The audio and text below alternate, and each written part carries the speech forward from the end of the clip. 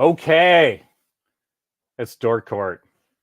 I played the Dork Trek music though, in honor of the Commander of Honor of John Price, who's having babies. He has twins, but is getting ready to do the podcast thing. But today, holy crap, you guys, we have joining us Timothy Conley.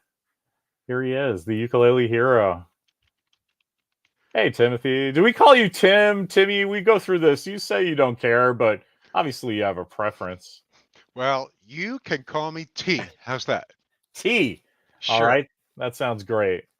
All My right, cool. brother-in-law is named Thayer, and he hates it when people call him T. So I'll have this joy of calling people T by someone who doesn't mind. Excellent. It's good to see you. It's great to be here. What's on your mind, pal?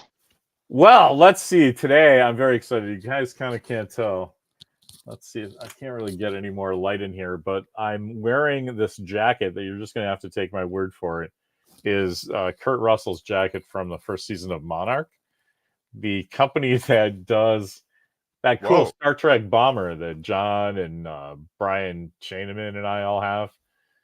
That suede leather jacket did this jacket too, and I was like, man, I can't not get this jacket because it doesn't really look like it's from anything. It doesn't have patches on it. It doesn't have stickers, but it's not your. It looks like you went into a store somewhere, an Army and Navy store, a next dimension over, and got some used thing that they're just like random pieces of black fabric. Is Looks that a good. is that a patch? No. Is it a strap? No. I'm going to guess you have the air conditioning cranking in that room because you're wearing a jacket in August. That's really something. Well, you forget we live in San Francisco, so Oh, yeah, it's a little chilly. That's it's true. about 64 degrees. I do have the outside door open in the chill zone, but we have a new cat, so she's just learning the difference between inside and outside. Ah, well, 64 degrees. Now that's a big difference. Right now, for where I am, it's 109. I think Yeah, 64 would knock me out. you're in Las Vegas, right? That's right. Viva Oh Las my God, Vegas. It's the city 109 that keeps me degrees. busy. You can spend your whole life like not really going outside, right? You can just spend your days in air conditioned comfort, Well, traveling from sure. casino to casino. Of course. Yes, you can do that. And some of the casinos even have underground walkways that go beneath the strip.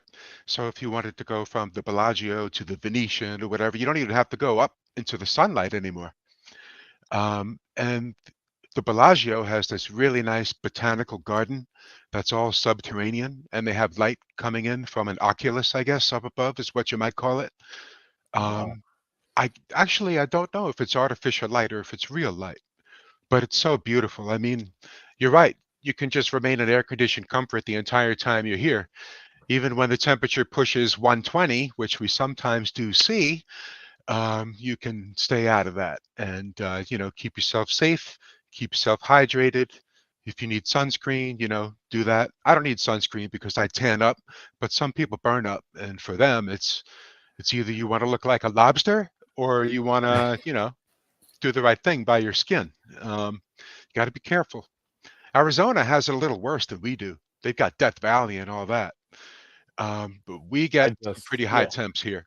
Las Vegas just always stuns me because it's the monument to human pride. Like we're just gonna have civilization here no matter what. Yep, And they proudly do it. I think that's cool. nature be damned. I think that the most interesting thing about Las Vegas to me, I've been living here 6 years now. I came originally from Long Island in New York. And now that I've been here for 6 years, I'm surprised at how long it took my body to get acclimated. I thought I would get acclimated pretty easily, but what most folks don't realize about Vegas is that we are more than 2,000 feet above sea level out here. It's not like San Francisco, where you're pretty much at sea level. Right. You know, the altitude makes a difference in terms of how quickly or how slowly your body will adjust when you relocate. Um, there's less oxygen in the air here because we're higher up. Um, Not as high up as Denver or, other cities that are way up there. Mexico City is another one that's about 5,000 feet up. Um, but That here, altitude stuff is no joke. I've oh, spent so much time at sea level. Our house is actually 60 feet above sea level, so I laugh okay, that's good. I laugh at the encroaching, melting At the polar rising ice sea cap. levels, yeah. They might get a couple, streets over, but we're good. Well, on Long Island, I want to say we were about maybe 11 or 12 feet above sea level where we lived. Yeah, that's a And little close. that was rough. Sometimes the water table would get up high. You would get flooding from underground. You wouldn't get flooding really from overland. Right, right. Weird. It would We seep would have up. to throw stuff out of the basement. What a bummer. But at least it didn't happen every year. But it was But pretty yeah, regular, like clockwork every 10 years. I noticed the altitude. Like we can drive to Tahoe in about 4 hours, Isn't and Tahoe pretty high up there? it's between 7 and 8 to go over the top to until Okay. you get to the lake itself. I think that settles out at around five and a bit, but you go around 7 or 8 to get up over the top of it. You And notice it, right? I completely notice it. I am a little susceptible to it. I think I get like How the does it affect reverse. you? Because I think it affects different people differently. I get a little brain fog, which is Uh-huh. not what you want when you're driving. Yeah, it's So true. A little less oxygen, I'll right? pull over and say, "Okay, hey Mia, how you feeling?" And she's like, "No, I'm good." And I'm like, "All right, I'm gonna just sit here and think about leprechauns and Planet of the Apes for a minute as we continue on our way." Here, Mimi, why don't you drive for a little while? Yeah, exactly. Yeah, altitude is a crazy thing. I've had altitude sickness before. Once I had to go to work in Mexico City for a job, and I spent 2 weeks straight there. Not prepared, not drinking nearly enough Pedialyte, not keeping myself hydrated enough. And I would always be getting headaches, and I would always be getting dry eyes and chapped lips. I Oh was no. nonstop going for the chapstick. Yeah. Oh, And that's what it can do to you if you're not careful, live and learn. But I am fully acclimated now to Vegas. I love it. I'm never going back to Long Island again to live, maybe to visit. I certainly would love to come to San Francisco for a visit, but I'm Vegas now. This is it. it's it's Vegas, baby, huh? It's everything I could ever want. It really is. And I'm not a drinker and I'm not a gambler. So that rules out a lot of the nightlife stuff that goes on around here for me. But I love the great outdoors. And man, there is so much to do between the hiking trails and the mountains nearby. Everywhere you Well, look, it's palm trees and mountains off in the yeah, distance. yeah. And aren't It's you so sort cool. of you're the entertainment yourself. You bring the entertainment. Well, that's And true. so you I don't do. need to gamble when it's time to, pluck the strings, right? Yeah, if I'm going to go to work, if I got to play at this ballroom or I got to play at this pool or wherever I got to be, then for me that's my socializing. It's working, but it's also, hey, if you love what you do, you never work a day in your life, right? And so for me, music is just really who I am, and it's easy to get out there and do that stuff. When I I was have a band no leader in New York, it was different, but now that I'm just a solo artist, it's a whole new world. It's a whole new adventure. I have no musical ability at all, which makes me appreciate it more, I Well, think. but you love music though. I know you're down That's with the Beastie Yeah, Boys for that's what I sure. mean. I appreciate it more because it seems like this crazy magic trick that I cannot do, right? The sleight of hand that it just might be like some, simple three-chord progression or some crap. I don't know because I don't know music. But Uh-huh. like some simple thing, and I'm like, it just looks like somebody's doing awesome incantations to make the harvest grow or something. I feel that way when people do sight reading. Do you know what sight reading is? Oh, as they play music that they've never encountered before, just They would look at sheet yeah, music the sheet and music, they yeah. would use sight reading ability to read that as they play. Is an ability that I don't have, but I don't feel bad about that because neither John Lennon nor Paul McCartney knew how to read music or write music in terms of sheet music, a proper music theory and all that. Yeah, So that's there's true. a certain level of savant that you can achieve with music that doesn't really require you to know how to read it or write it. How interesting. I wonder if there's a lot of creative things that are kind of like that. I imagine that if you're plugged into the thing that you don't need, what's considered strict, academic. trained No, to do it. you really don't. And I never thought I would be teaching ukulele to any students, but this year I took on my first ever student, and he's a 12-year-old grandson of Bruce Johnston of the Beach Boys. His name is Eddie Johnston, and he has a little bit of a background in piano. Piano, I've heard it said, is a great starting instrument for when you want to learn others. It gives you a good foundation upon which to, move forward. Mhm. And he's really picking it up. I've done 7 or 8 lessons with him now, and he's got music in his blood anyway because of his pedigree, but he's happy to spend time with me, and his parents love having me come around and teach. And I'm not really supposed to teach, Larry, because I'm self-taught, and anything I'm going to teach someone is not what you would consider to be a conventional or a traditional teaching method that's going to show you what you really should know, I guess. Yeah. I say should, but who's to say, right? I mean, anybody can pick up an instrument, and I, if you have enough passion for it, then it'll take you places and you will take it places. I have And nothing but sympathy for that because I would say that to, the folks I talk to. It's like, look, I'll answer your questions all day long as you understand the context that this is going to be from my standpoint of teaching myself all these bad habits. right, Right? That like disclaimer. I'm actually far enough along that I understand that this is not the way most people solve problems. And but I'll tell you what I did, You're and it not worked most for people. me, and maybe you can synthesize it into something that works for you, right? Just as long as you understand that, you know, I I have know. I have Oh, no diploma that says. hey, I wanted to just to shift gears a bit. I wanted to bring up a quick little Tom Selleck thing. Do we have time? Of course, we can chat until the cows come home. Okay, cool. Well, I just was reading this month's issue of Esquire magazine, and there's a big Tom Selleck thing in there. It's an article called What I've Learned, and he just gives little anecdotal things about what happened over the course of his life. But one of the things he mentions here is about the whole Raiders of the Lost Ark thing. As you know, Tom was pegged to be Indiana Yeah, Jones, but yeah. for one reason or another, it didn't happen. And CBS probably played a larger part of that than anything else did. But Tom wrote here, um, I had done the Magnum pilot, but it hadn't sold yet. So about a month later, I get a call from my agent, and she says, Spielberg and George Lucas want to see you for a role in a movie called Raiders of the Lost Ark.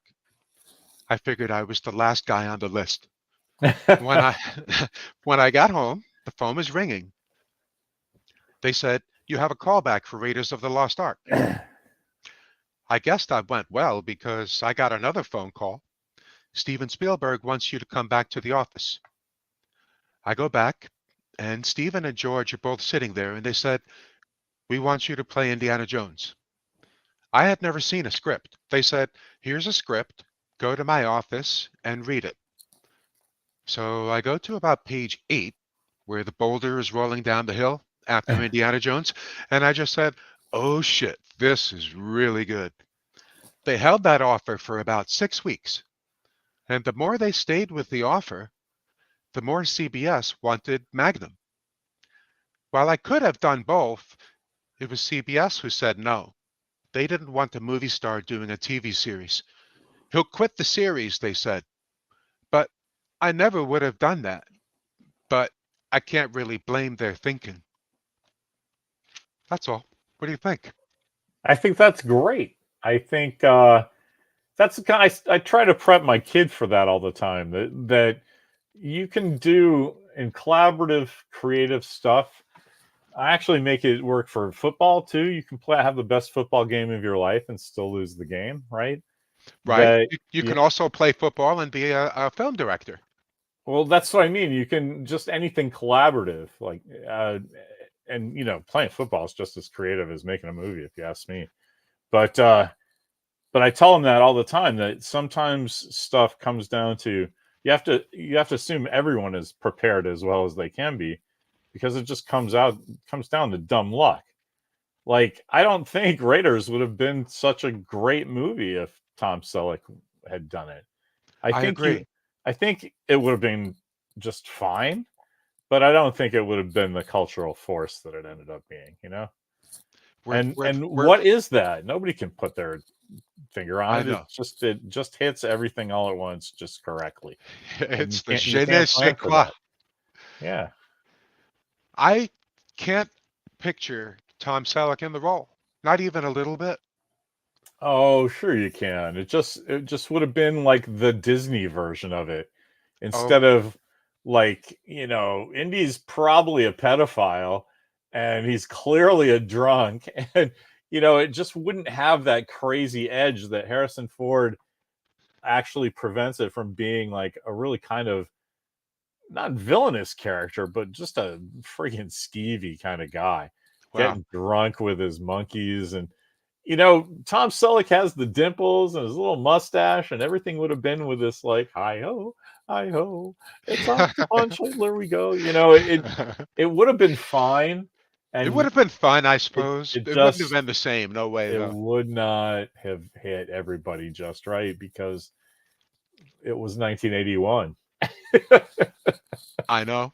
Oh, let's jump back 4 years prior, 1977. Another Harrison Ford film came out called Star Wars. Michelle Phillips of the Mamas and the Papas told me the story one time about how her friends dragged her in 1977 to go see the Star Wars movie. She had no idea what to expect. She hadn't even seen a trailer or a commercial for it. And she's watching the movie, and all of a sudden, there's the scene when you first see Han Solo for the very first time. Michelle Phillips jumps up from out of her seat in the movie theater, and she yells at the top of her lungs, "That's my pot dealer!" And sure enough, it was Harrison Ford who was into that whole Laurel Canyon scene, and he was the Sure. guy that the Yeah. people would go to for their herbal remedies. And so there's the fun little Harrison Ford story for you. I love that, and the bit where he was like the Doors weed dealer for a while because he was like Yeah, Jim had a house in Laurel camera Canyon. operator or something. I would have loved to have been, oh man, in Laurel Canyon during that time to see what it was like. Frank Zappa, David Crosby. I mean, oh my God, such a long list. Joni Mitchell, they were all there. The Monkees, Mickey Dolenz had a house in Laurel Canyon too. It was Mickey who threw some of the biggest parties. Unbelievable. What a time Look, and what a place. I don't think you're going to really see anything like that anymore unless Walker starts something in the film no, world, maybe. That's I kind of don't. like that. I don't think he and his boys are very much like that. That whole 70s thing. Look at the comments, man. I sort of just got lost in the speaking with you. Got Alan David Doan, Hector's here, Hey Chris guys. Agassi. I love speaking of Selleck, yeah, Quigley Down Under was kind of close. And he even did a an episode of Magnum where he fully suited up in that fedora stuff. And what was the other guy's name? I I forget. wish I knew. I never Yeah, saw an no, episode of the he show. dressed up like sort of like Short Round. It was pretty cute and very racist, but what are you gonna do? Well, it was the time, right?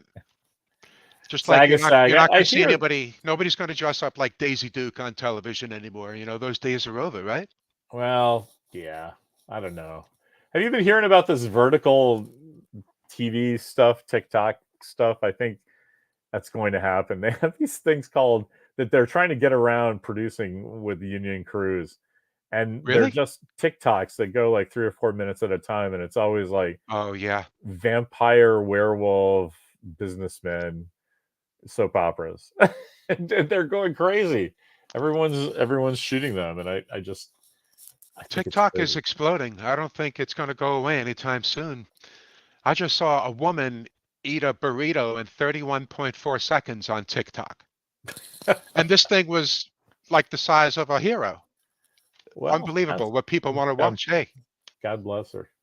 hey, if that's what I they want, that's what they I want. I don't watch them at all, but Walker sends me like weird football plays and motorcycle guys getting it over on the cops for some reason. And so if I ever click anything, it's always like some guy going, "I'm glad I have my GoPro running," Oh because it's God, always I've a never cop seen anyone somewhere. with a GoPro, but I've always heard about that thing.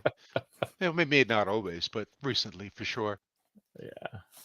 So here's a fun little thing you and I can do, Larry. According to the Chinese zodiac, this is the year of the dragon. I would like to just take a fast look at our horoscopes for both yourself and myself, just, going by what our signs are for the zodiac. Do you know your sign? I do. That sounds fantastic. I think I do. I'm 63, so that's rabbit, right? If I'm not mistaken. Let's see. The I will take a hare. look now. 63 is the year of wait, what month? October.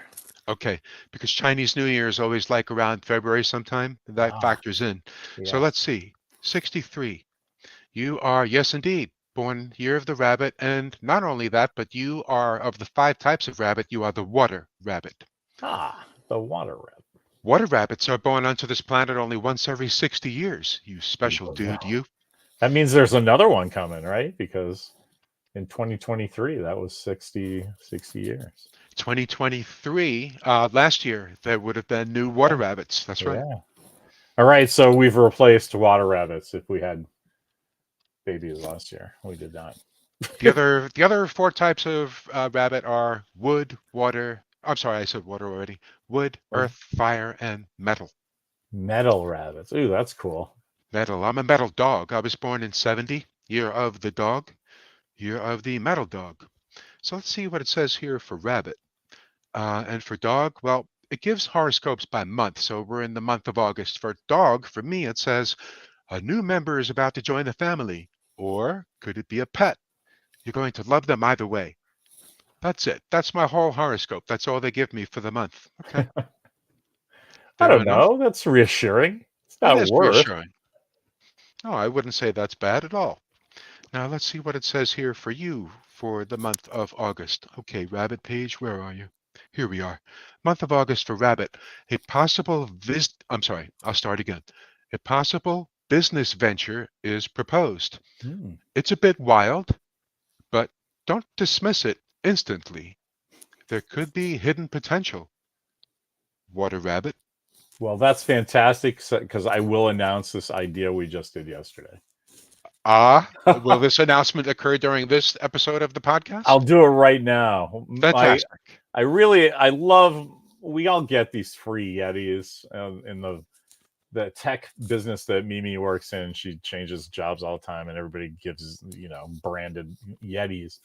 So I have this one Yeti that I picked up from one of her jobs a million years ago, and it's covered in stickers. And I love my little vinyl stickers. You can tell it has this like sort of, I don't know, sedimentary thing where the oldest ones are not covered up if they're cool. There's a Are they wacky packages stickers? no, there's all kinds of just stuff from my adventures. There's a NASA logo, there's a Dork Court Nice. logo, Nice. but Rick Austin's daughter Grace did a little thing for cleaning up the oceans, and she designed her own sticker. So I got one of that proudly displayed. There's a Robert Downey Jr. as Tony Stark sticker on it. But I Cool. started thinking how Steve Ukraine wants me to do this giant T-shirt business of just dumb crap that we say all the time, Uh-huh. and so Walker and I started just buying blank T-shirts and writing stuff on Sharpies with Sharpies on it, just like and just walking around like that's our Okay. that's our thing for today, and it's That's the humble beginnings. Okay. yeah. So I'm telling you where all this came together with. I was talking to Mimi and she just instantly bought minibumperstickers.com. And I just thought you just see anything that you have on a bumper sticker, like coexist, right? But just have it like 2 inches long so you could put it on your Yetis. I And saw a then, great bumper sticker yesterday. It said, I'd rather be watching the 1983 cinematic masterpiece, I'm sorry, not John Carpenter, Halloween 3. That wasn't a John Carpenter movie. But anyway, sorry. Terrible yeah, no, segue. that's Please continue. fantastic. But that's what I mean. The horoscope says that we'll probably have a new business going, and we're definitely going to do something dumb with that because it sounds funny, and that's a good repository for all the dumb crap we come up with. So, It's fun. I agree. And I love looking at bumper stickers when I'm in traffic. Who doesn't? but see, my genius is that they're this big, and you can look at them on your Yeti. You genius, you. it's a very specific niche thing, but the people who do that will love it. Hopefully, I don't know. Who knows? I will love that for sure. And so, did you say it's minibumperstickers.com I or think mimi that's bump? what we ended up with. Mini Minibumperstickers.com. bumper stickers. Okay, cool.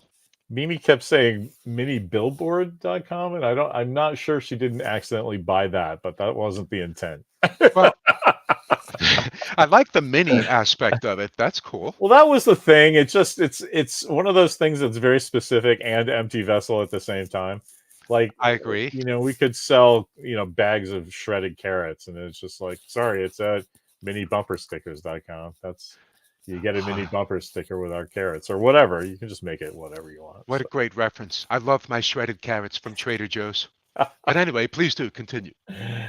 That's it. I could talk. I mean, all the specific details when I ramble come from stuff in my life. I like my shredded carrots. I'll throw some golden raisins in there and some apple ginger vinegar. Eat a whole Ooh, bowl of that. wow. That's nice. You get your fiber, you get your vitamins. Not much protein, though. You'll have to add that somehow. Well, I always have. You get your protein elsewise. I get my protein elsewhere. So, guess what I've been reading lately? Uh-oh. What have you been reading? Dun, dun, dun. Always an Invader by Chip Zdarsky. This is a hardcover collecting issues 1 through 12 of the limited maxi series from 5 years ago. And it's giving you essentially the origin story of Namor. And it fills in the gaps for all those years when he had amnesia and nobody knew what was going on with him. That's And great. it is great. I love the Invaders. I used to read those comic books in the Bronze Age in the late 1970s. The Invaders used to be, old Invaders anyway, was Captain America, Bucky Barnes, the Wizard, who was the speedster in the Marvel Universe at the time, and Namor, the original Human Torch, and sometimes you would see Toro, who was the other Torch guy. Now, I don't know too much about the origins of the original Human Torch, and when I found out I was going to spend some time with you today, I thought, well, who better than Larry Young to ask about Jim Hammond, the original Human Torch of the Marvel Comics? Who built him and why is he so cool? Because anytime I'm reading panels in this comic book that involve the original Human Torch in android form, I would swear he was human. I would have no clue that he's an android because of how well he behaves himself, how well he speaks, his mannerisms. That it looks just like a human. It's just amazing to me. Who built this wonderful creature that exists in the Marvel universe that no one ever really sees? I just have a enthusiast's idea of this, but Professor Horton built an android, and I'm Uh-huh. not sure if it was a duplicate of himself or his son, but it was something similarly cheesy. And the reason it's a Human Torch is because whatever he built it out of combusts at when exposed to air. So that's why he has to kind of hang out in this big glass tube. But he can walk around outside the tube without Yeah, I'm activating not his fire, sure though, right? he's eventually got it under control, right? But that's why they actually have the Human Torch, the original Human Torch, in Captain America, the first Avenger. Yep, that's right. All And right, I here we actually saw go. him in when Brubaker started writing the Captain America title about 20 years ago. He had the original Human Torch involved in the story at first, when they were building up to the whole Winter Soldier thing and all that. And I thought to myself, wow, this is great. I hadn't thought about the original Human Torch in decades, probably. And then Brubaker brought him back to the forefront for me. And now Marvel's doing it again with this cool writer they have, Chip Zdarsky, who is also writing Daredevil, by the way.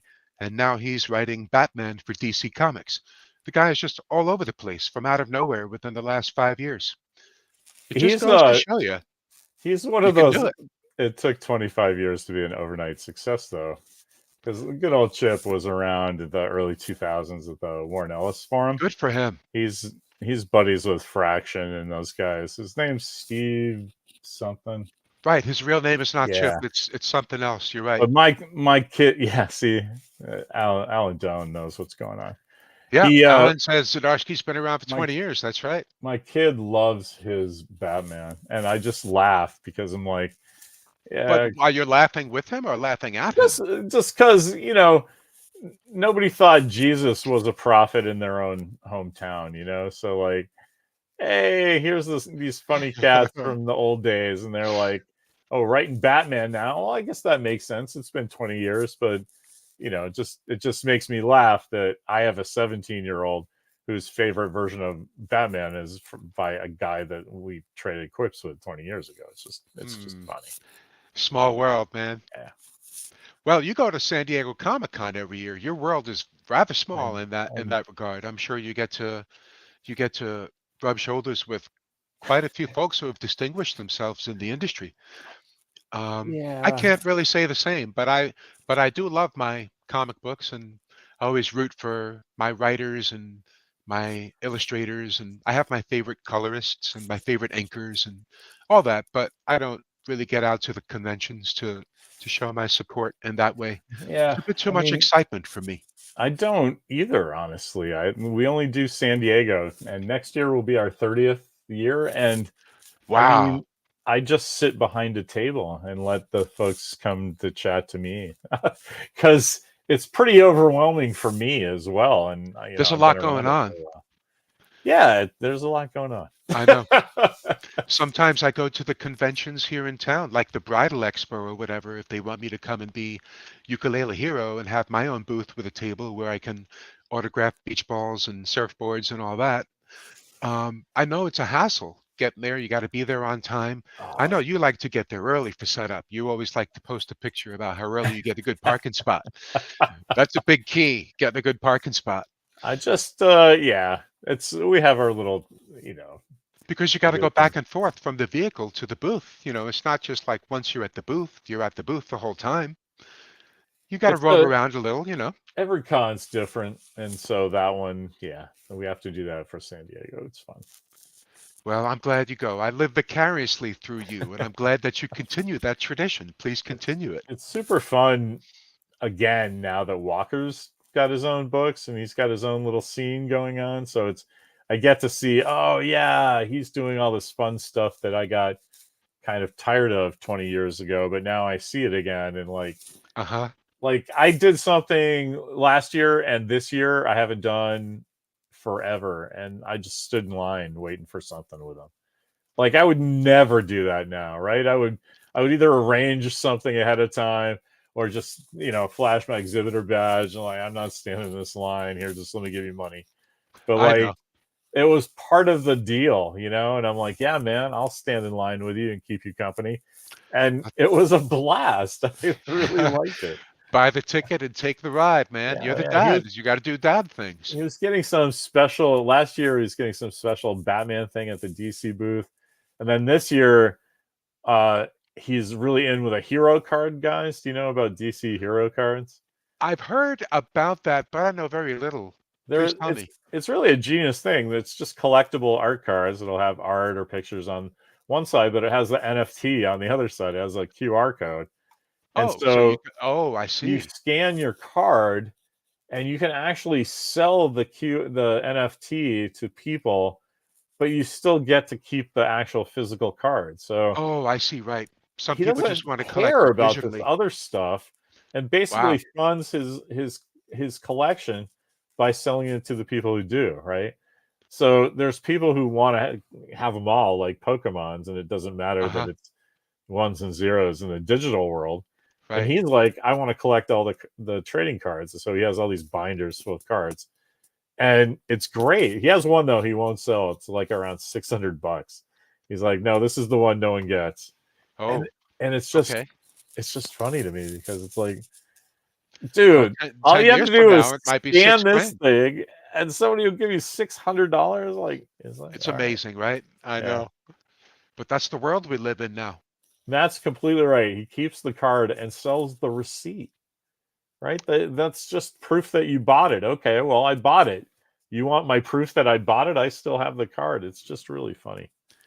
It's awesome. It's like some Ridley Scott Blade Runner shit right there. I mean, in terms of technology, where we are today, I'm glad it's not. I'm glad it's not dark and gloomy and grim like what we saw with Los Angeles in the Blade Runner movie. But I'm glad that at least we have lots of cool technology and stuff like that to mess around with sometimes.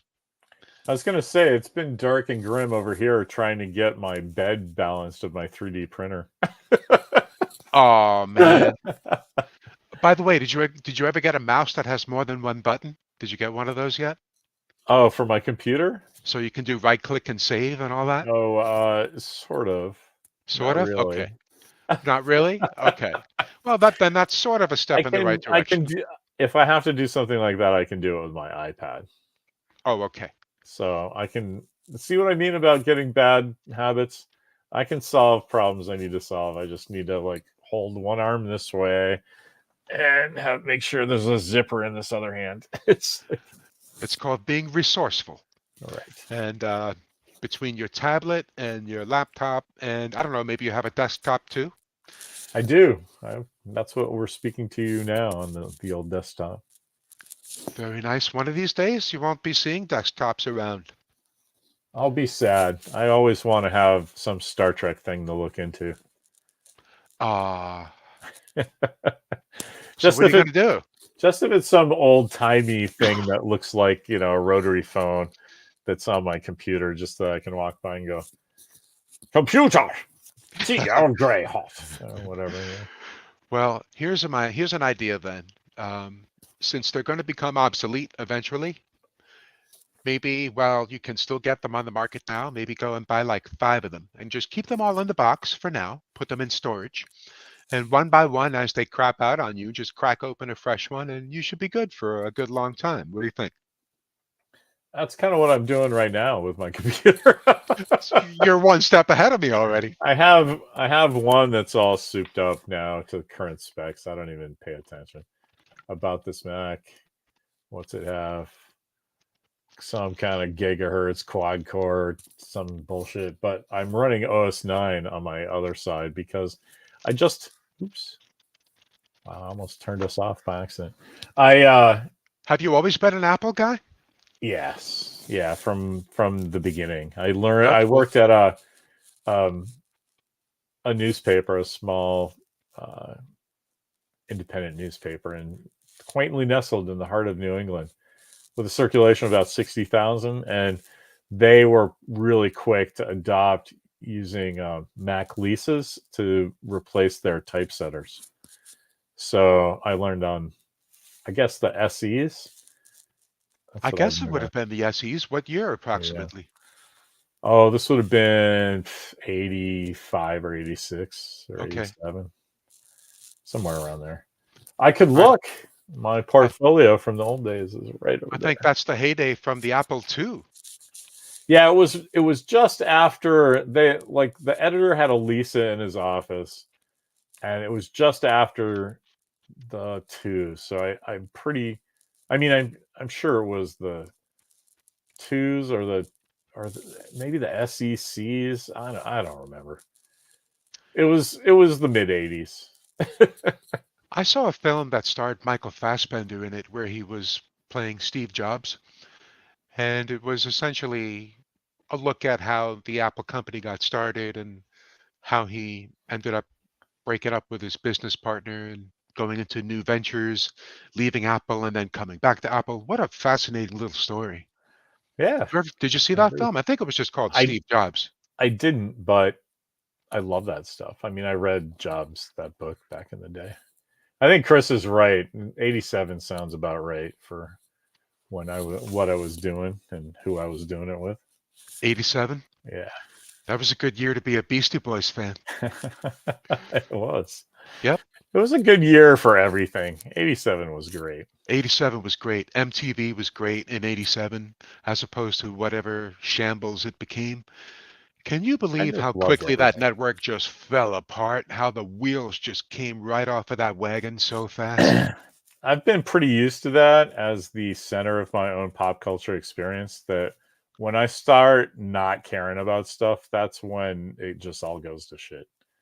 So And that's what happened with MTV. yeah, in the early 90s, I was like, I don't have time for this anymore. And they just gave up. Once they lost me, they were like, let's just stop doing all the cool stuff that Larry liked, and Oh, I gotcha.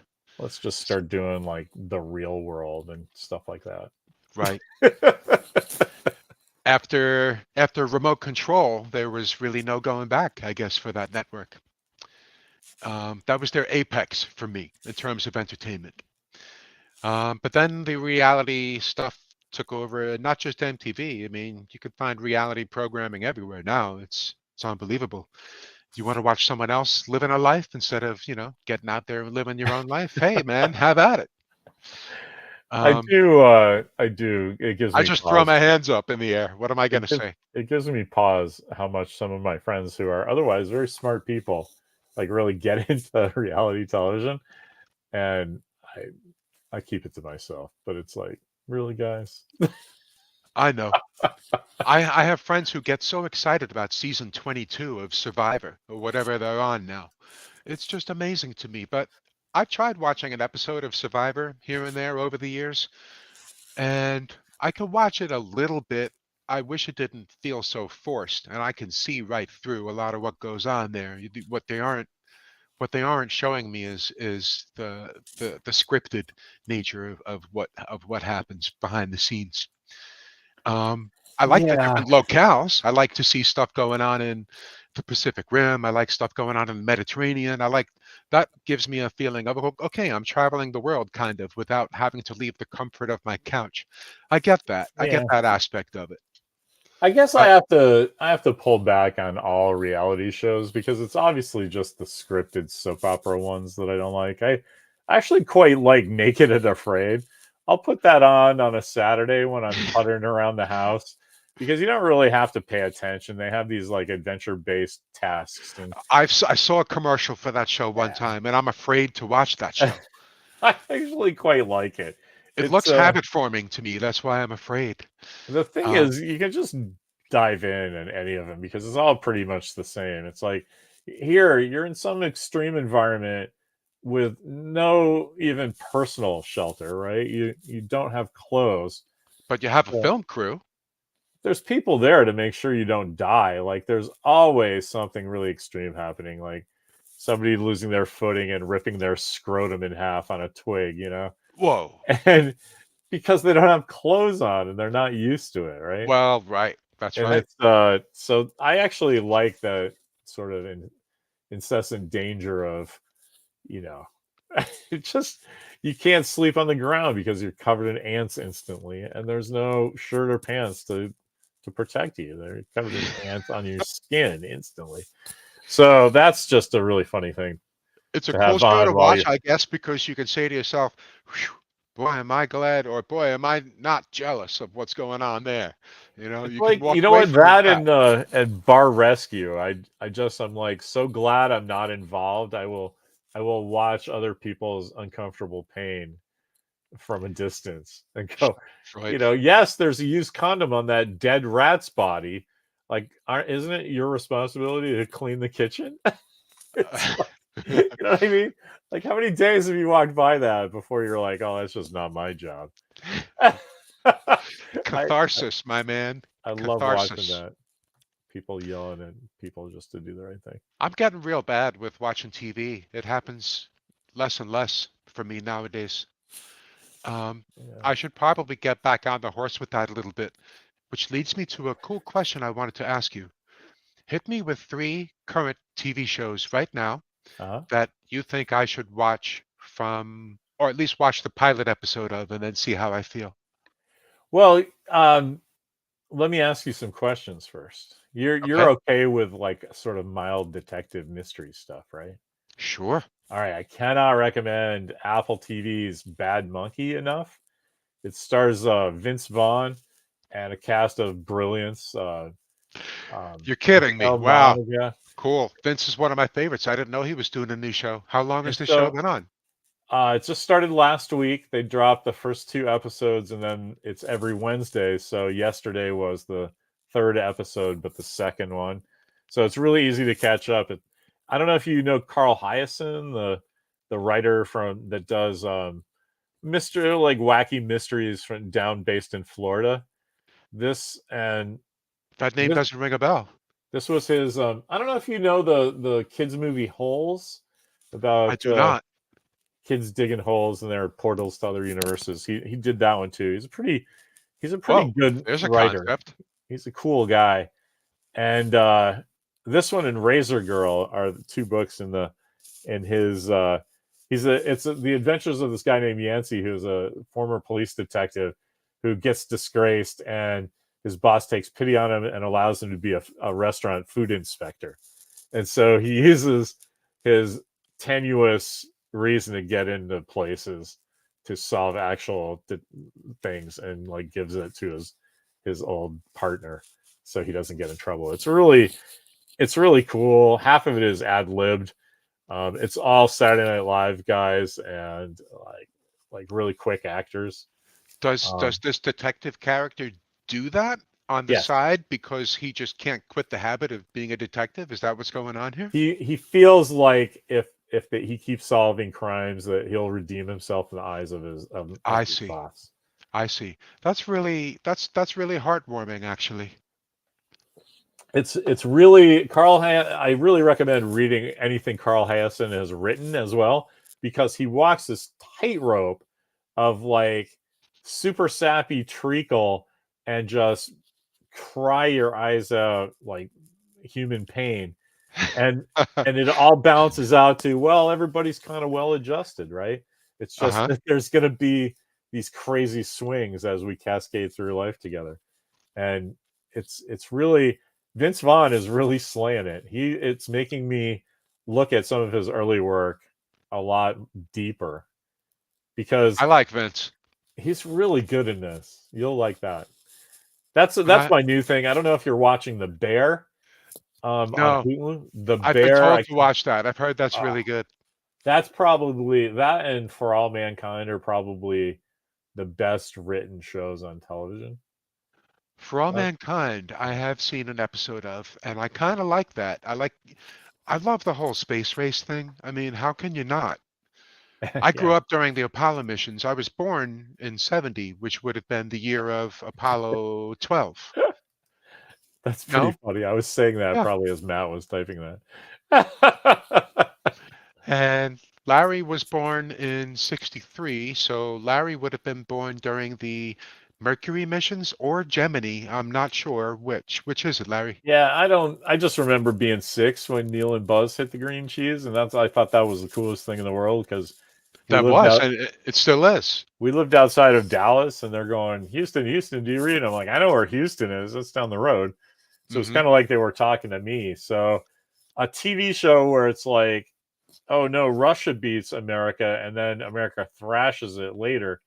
The first 2 seasons of that, probably the best television of the last 5 years. It kind of slides a little after the first 2 seasons, but like every episode is crackingly good, and it's kind of amazing. It's a good That time. is amazing. I love all that space exploration stuff. And I know you do too.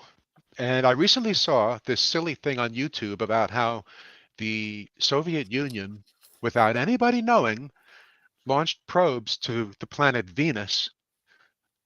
And only just now has that been um, unclassified, I guess is the word. Yeah, And yeah.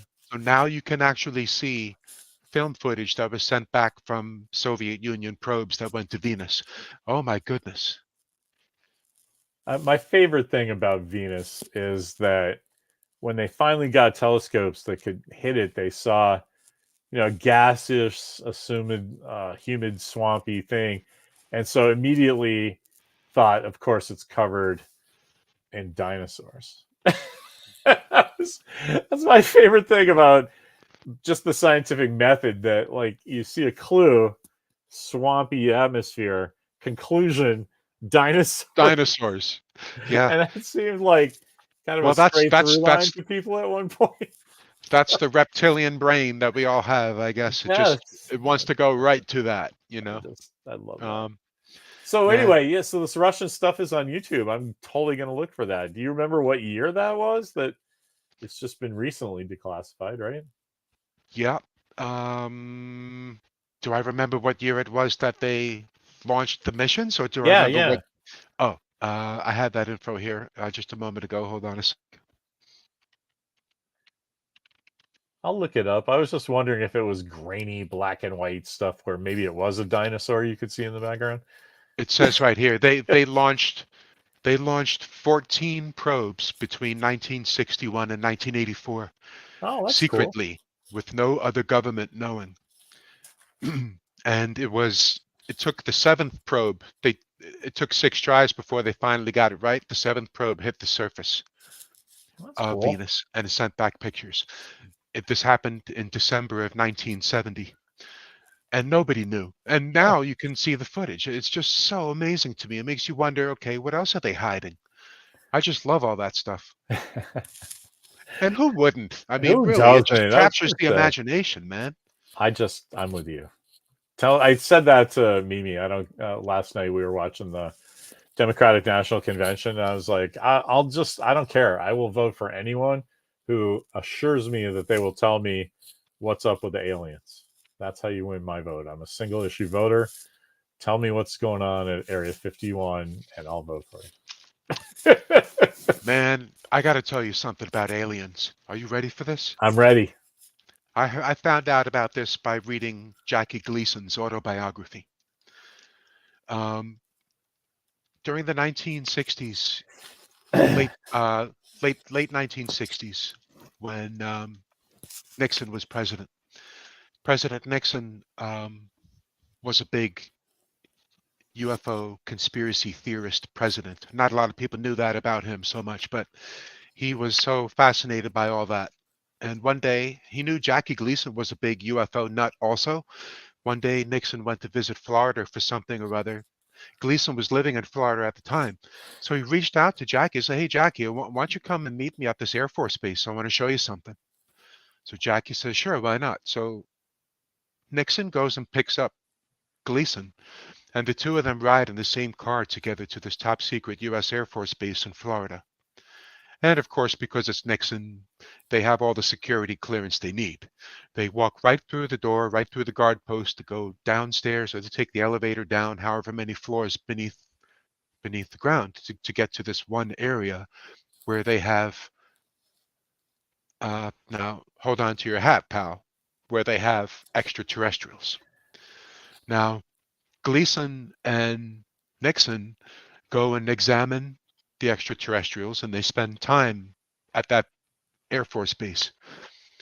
Afterwards, Nixon drops Gleason off, thanks for joining me, I'll see you again soon. Have a good one. Gleason writes in his autobiography, he talks about the aftermath of having witnessed that with Nixon in Florida. It was Gleason's wife who had some things to say about it too. Jackie was so shaken up after that visit with Nixon to go to the Air Force Base that day.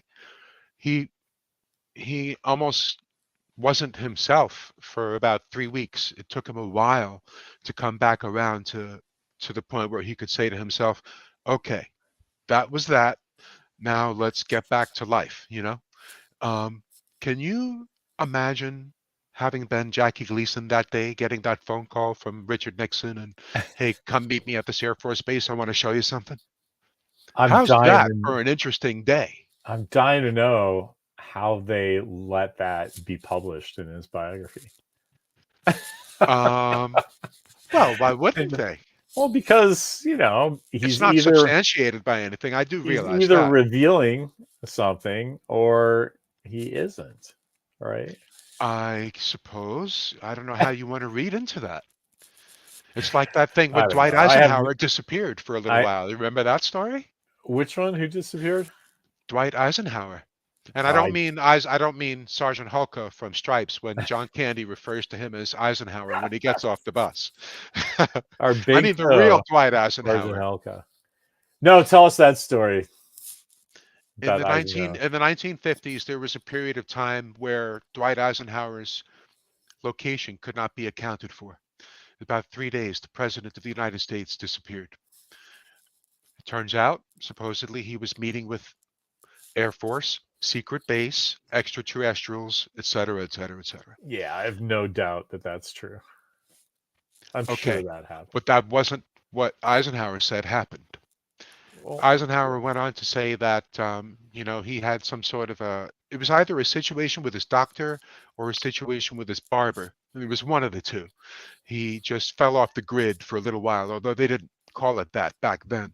right, right. Nowadays, we say, okay, you're off the grid. Fine, we understand what that means. So we get it. Everybody's entitled to that a little bit sometimes. But this is the leader of the free world, my man. What's going on there, dude?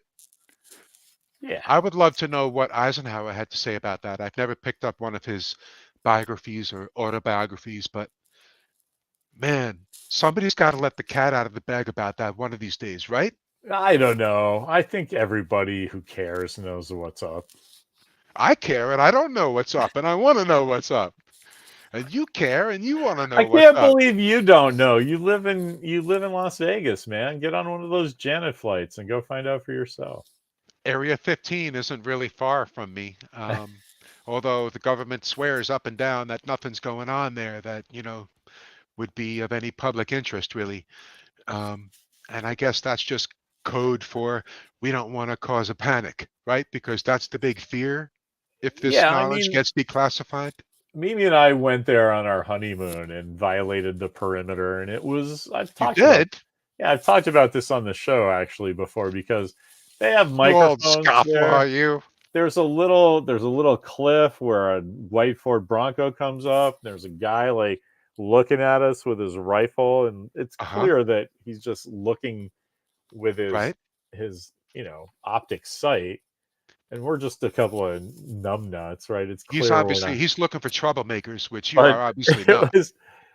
was pretty funny. We said, I forget exactly. Mimi said something like, "If you want us to go, flash your lights or something." They flashed their lights, and so we just got in the car and split.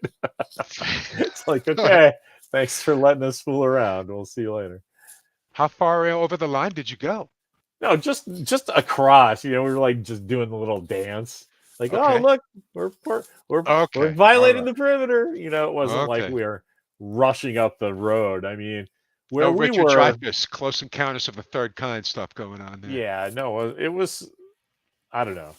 We were out there at night, and that was weird. But when we were doing the dance thing, that was daytime, and it was fine. You were just fooling around. But night was very strange. It was You just got because me there's thinking nothing about a around. movie. You got me thinking about Close Encounters now. Uh, Unpopular opinion, by the way. I think Close Encounters of the Third Kind is the best film Steven Spielberg ever made. I And agree. I will die on that hill. You don't have And to talking to me. I agree with 100%. okay, those special effects, dude, for that time, man. I think that's probably the most American of all the American movies he makes as well.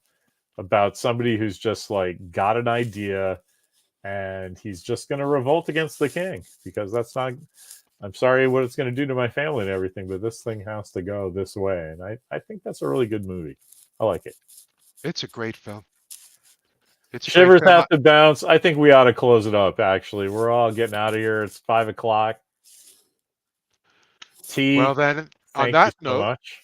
oh, thank you for having me today. This was a pleasure. I hope you are doing all right out there. All my best to you and Walker and Mimi, and I'll see you soon.